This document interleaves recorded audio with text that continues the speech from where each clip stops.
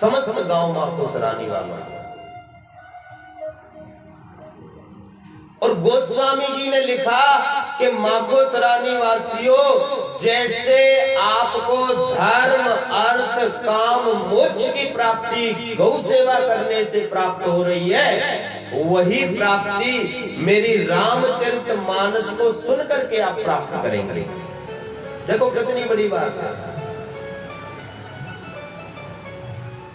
एक बात तो यह है कि रामचरितमानस को सुन करके जो प्राप्ति धर्मार्थ काम मोक्ष की हो रही है, वह आप गौ सेवा से प्राप्त कर सकते हैं।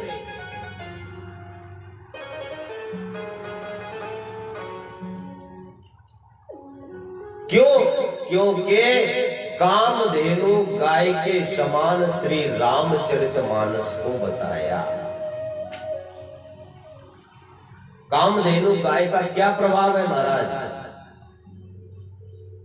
उसकी सेवा करो कामधेनु गौ माता की, और फिर जो मांगो वो प्राप्त होता है।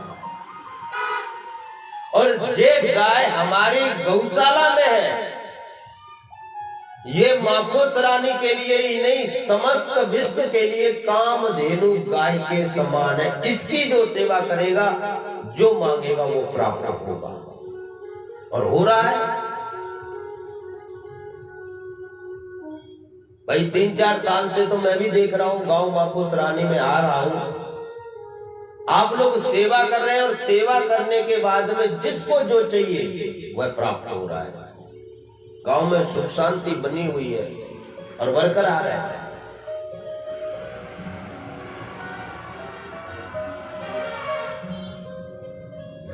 तो अगर हम रामचरितमानस की कथा, श्री राम कथा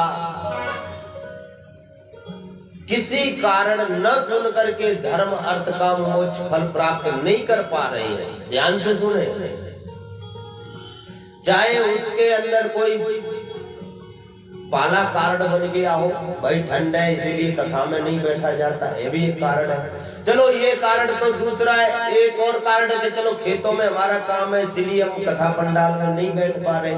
तो जो राम कथा दे सकती है, जो फल राम कथा सुनने का है, वही फल गौ माता की सेवा करने का है। अगर आपके माध्यम से कथा छूट जाए तो कोई बात नहीं, पर गौ सेवा नहीं छूटनी चाहिए, गौ सेवा नहीं छूटनी चाहिए। आपको वही फल प्राप्त होगा जो कथा से प्राप्त होगा। ऐ महिमा एक चौपाई के माध्यम से गोस्वामी जी ने बताई। गौ